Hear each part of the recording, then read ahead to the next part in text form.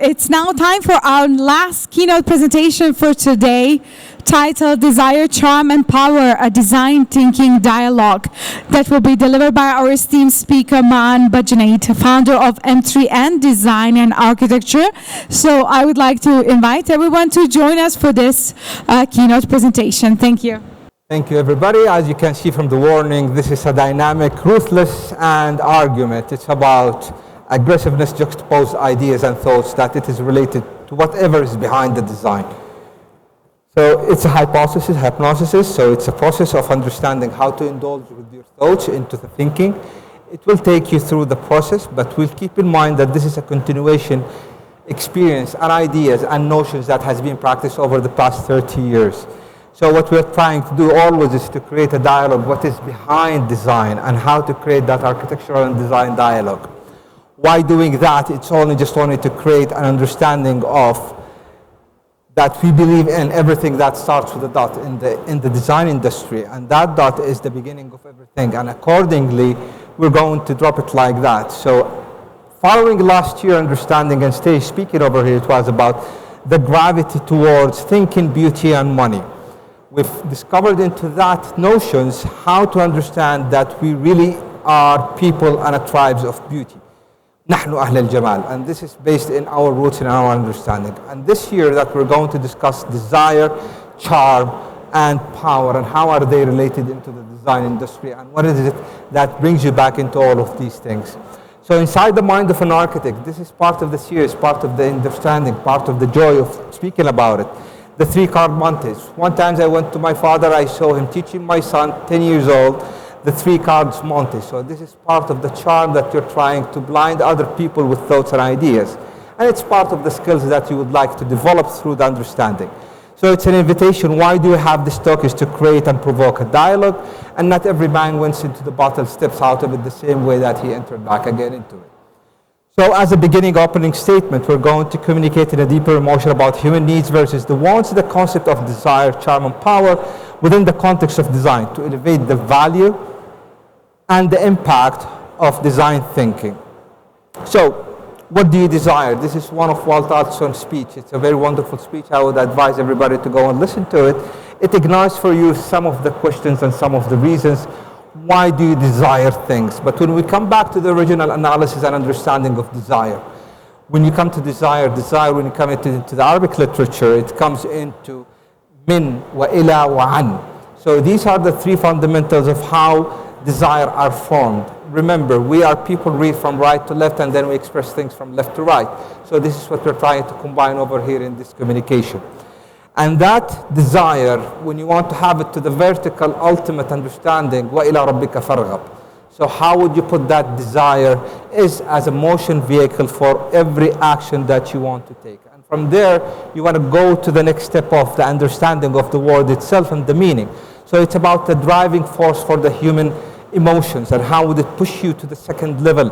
And even when you go to the contractual agreement and understanding, yesterday I was having a talk with architect Hazid Degheter. She was telling me this word desirous, it was in the AIA architect's contract, and it's a legal word. Yes, because the client wishes and desires from the architect to do 1, 2, and 3. So we are people who are translating those type of desires for the people, and we're trying to give them a different understanding. So desire in design, when you come and talk about it, you're talking about the core motivation in human behavior. The realm of design, desire manifest and pursuit of creating something that resonates on a deeper level, capturing the imagination and longing its audience. So more beautiful, more functional. And these are the things that you try, how the role of fulfillment into desire, about solving problems and fulfilling needs. And there is the argument between the needs and the wants into the desire when it comes into this. But design creates culture, and culture shapes value, and value determines future. So this is what we're trying to craft a vision, the designmanship of these principles that really ignite for you the way of thinking. So design is how it works. So when we not talk about desire, you cannot ignore the balance of the functionality, the balance of the building, the financial, all of these aspects. You have to be attuned to underlying the desire of the audience, of course, and this is one of the things that you have to take care. And the role of the designer in cultivating desire, this is definitely has to start from within yourself, and how would you let it go for your clients, how would you go for your projects, and how would you go between your community. And remember, we're trying to have an empathy and insight with the key ideas of what really creates for you the balance between what is possible and what's not possible, and how would you overcome all of these challenges together by the design different practices, and how would you create al-mawzoon, al-wazn between those elements in order to have that delicate expression. And now actually it's like, because of the desire, I'm revealing one of the things that it's almost 30 years old, and this is a true story.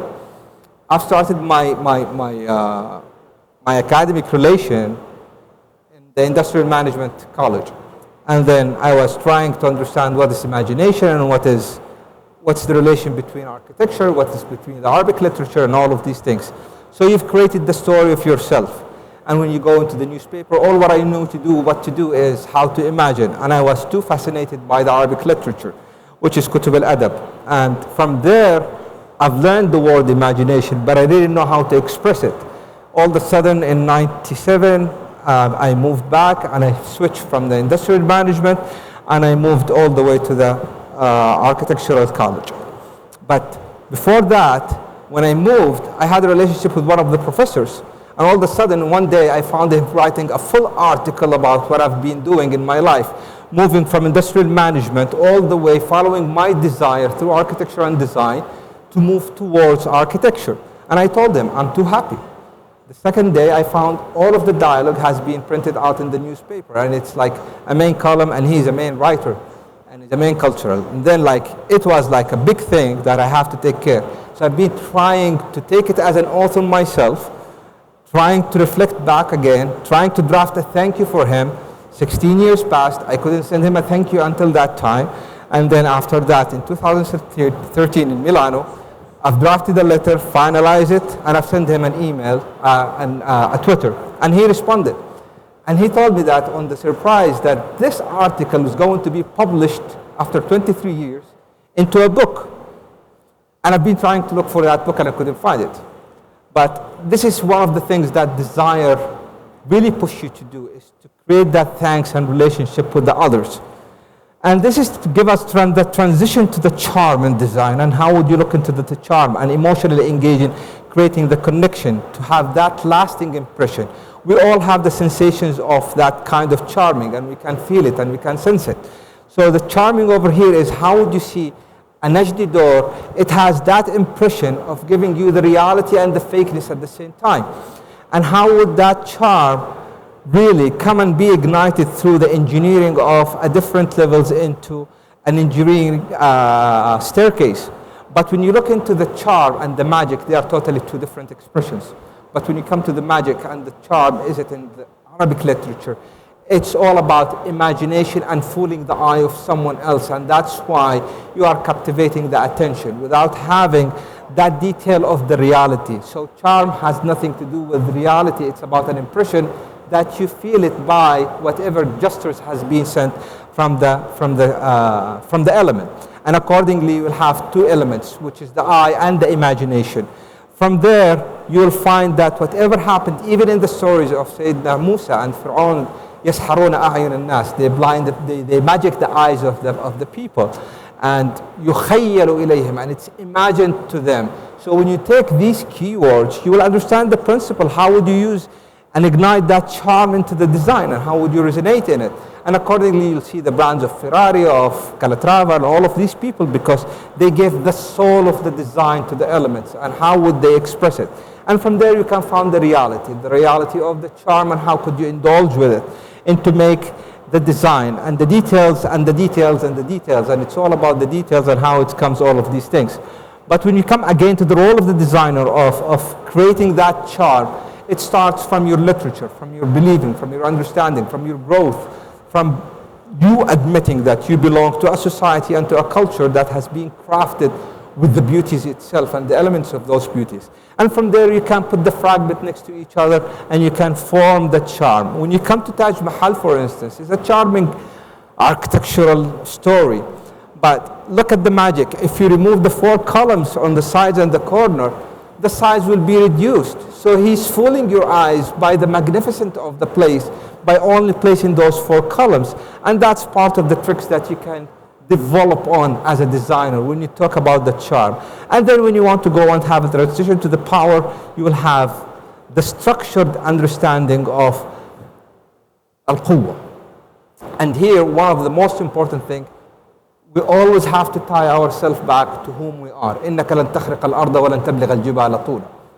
But when you come and talk about the Sayf al-Ajrab again at the same time, it grants you that ability, al-quwwa. It's about moving something from a sphere to another sphere.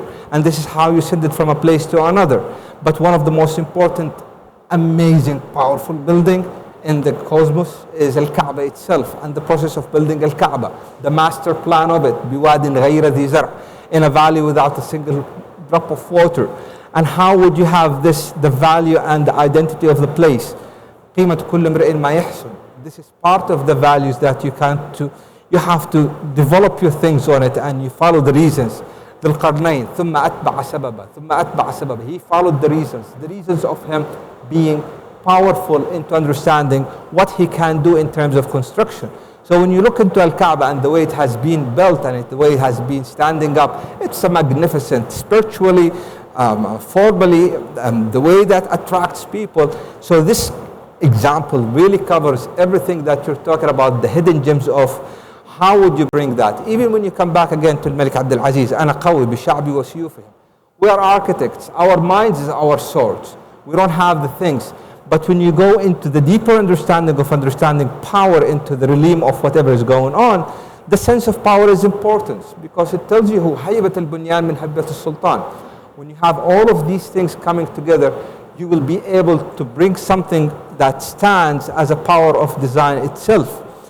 Even when you come to the controversial thoughts that has been happening between Albert Speers, the father and the son. Someone was serving Hitler and the Nazis and creating the Cathedral of Lights and doing a magnificent work to captivate people's attention. And when you come to his son, and that's the power of the relation, the son rejected his father beliefs into the Nazis. And he created the diplomatic quarter over here in Riyadh, which is another powerful, soft power district in the Middle East. And nobody can deny that. And you can stand accordingly. In another powerful creation of a dialogue, what happens between Renzo Piano and Khan is the Kimball Art Museum expansion. How did Renzo Piano create the dialogue with Khan? Khan was Piano's mentor. And from there you can see by all possible means you are able to create that, igniting those dialogues. And when you come to a different powerful, bold minds in the industry, if you go to the expression that is there, the devil's in the details, we don't belong to that shape. But it is out there. We have to understand it. But when you go even to Ms. Van der Rohe, he says, God's in the details. We come back to our literature. وَكُلَّ شَيْءٍ فَصَّلْنَاهُ تَفْصِيلًا. كُلَّ شَيْء, it means absolutely everything. Everything. It means everything has been into the details. And the beauty of having all of these arguments with all of these people, that you are able to find a conclusion that the desire and the charm and the power can give you a problem solving, continuous into the power and the perception of the behavior.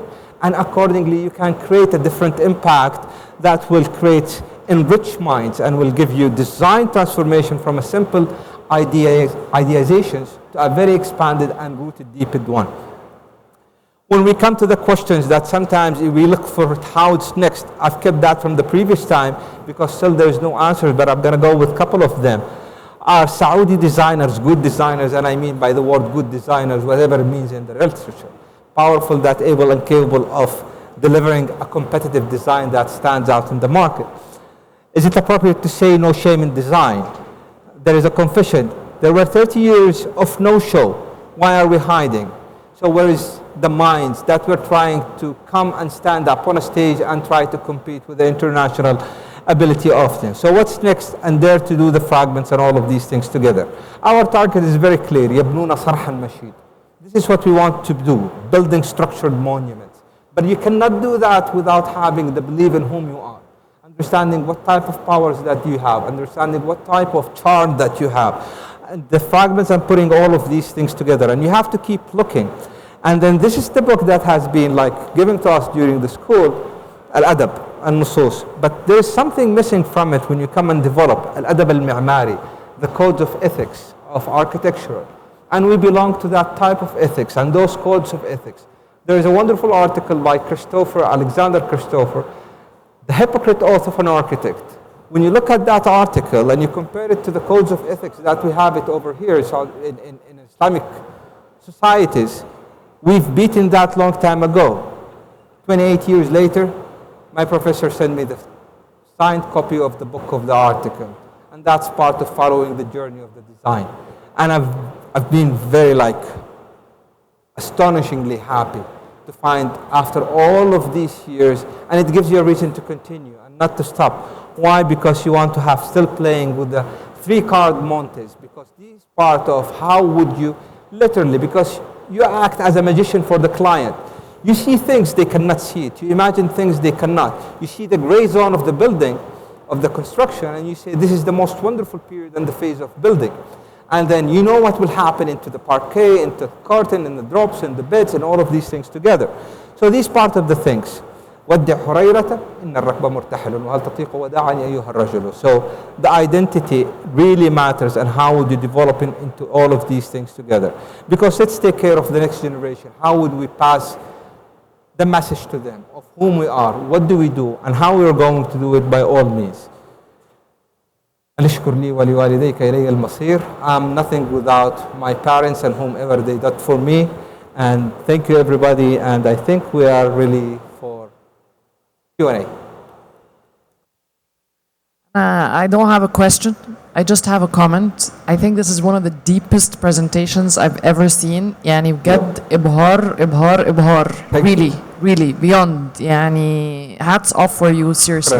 Thank you so much. Highly appreciate it. Controversials, Albert Spears, anything? Are we good designers? I'm ready to go. I really thank you and appreciate everybody's presence over here. I think this way, keep looking. That's the end.